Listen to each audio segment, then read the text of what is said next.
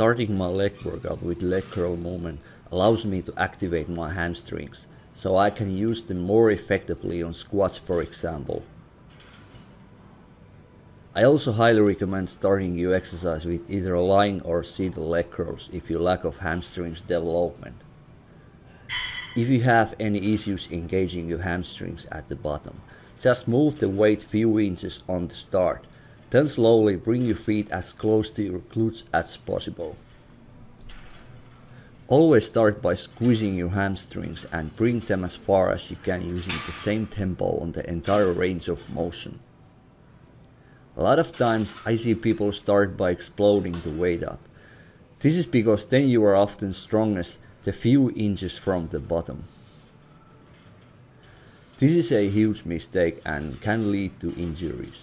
Try to eliminate all the momentum in the top position. Try to keep your hips pushed down during the set and keep your ankles flexed to minimize the work from your calves.